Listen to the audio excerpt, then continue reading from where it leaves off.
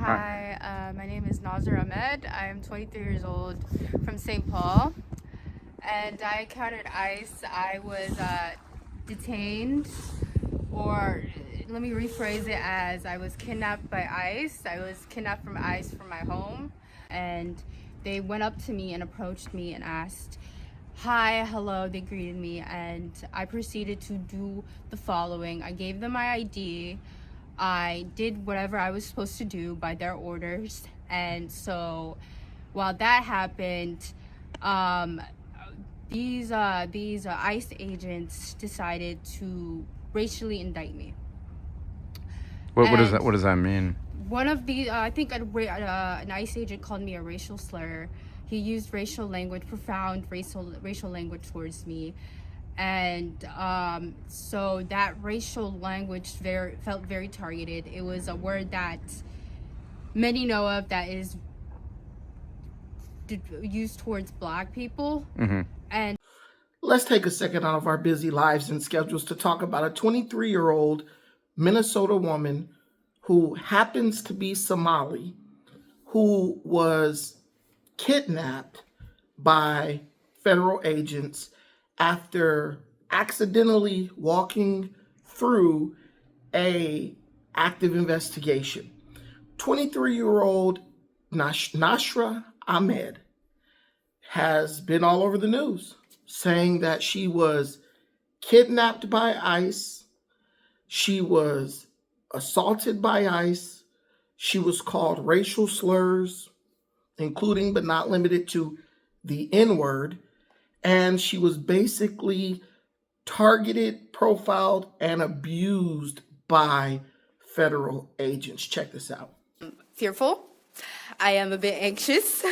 I'm going to admit that I didn't expect this to happen, but here I am speaking in front of everyone, and there's cameras recording me. Hi, everyone who's watching me right now. Yeah, my name is Nashra. It's nice to meet you guys. It's nice to meet everyone. I'm 23 years old. I'm from Minnesota. I also grew up in Columbus, Ohio, but I also grew up here. And I was also raised here. I was raised in both cities. Both are well-known Somali communities. So I'm Somali. I'm proud to be Somali. It's kind of like the bananas and rice.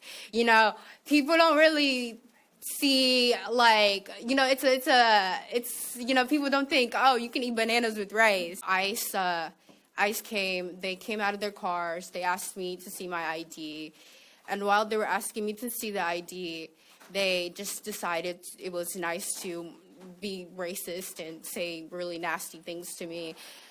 And yeah, that man, he called me the N-word, and I'm going to say it's the word that's in the To Kill a Mockingbird.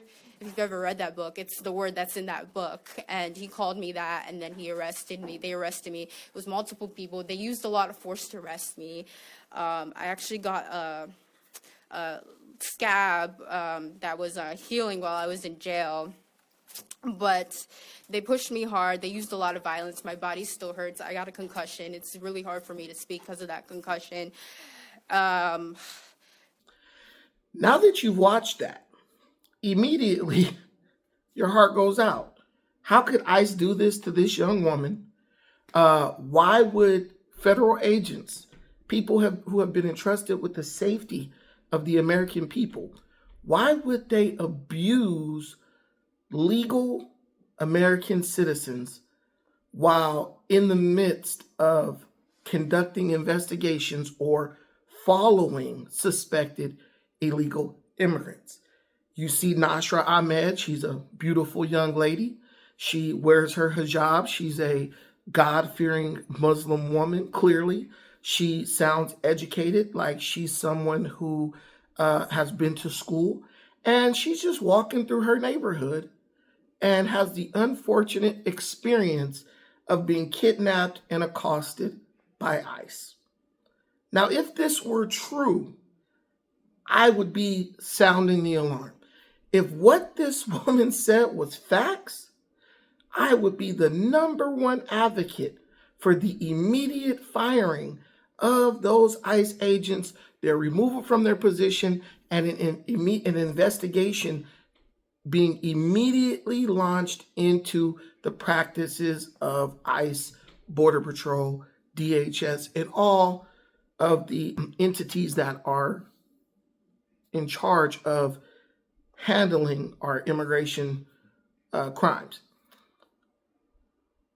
The mainstream media got a hold of Nashra's story, and really without any vetting, they threw her in front of television cameras for her to spread her story to the world and let them know that the ICE agents, the ones they are referring to as the Gestapo, not the media, but the protesters. The media is simply disseminating the message with no vetting. See, they don't get held accountable if they don't say it themselves. The media is not held accountable if they simply spread a lie, but they are held accountable if they participate in telling the lie. It's a very slippery slope that we're on with that.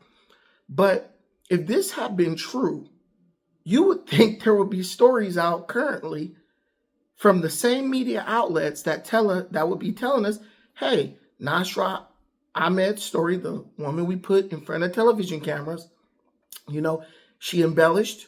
She may or may not have exaggerated. And once the body cam footage came out, our journalist determined that what she said does not match or even remotely resemble what actually occurred. But that's not what they're doing. Here's what actually happened. I'm 23 years old from St. Paul, and I encountered ICE. I was detained, or let me rephrase it as I was kidnapped by ICE. I was kidnapped from ICE from my home. They came here, right there where I'm pointing at, and they came here, were following two men, and while they were following two men, they came and stopped at this exact area near the office. Why are we dealing with this in America? Why are we giving attention? Why are our media outlets giving a platform, a pedestal, a microphone to people who are clearly okay with the idea of operating dishonestly for the furtherance of whatever cause?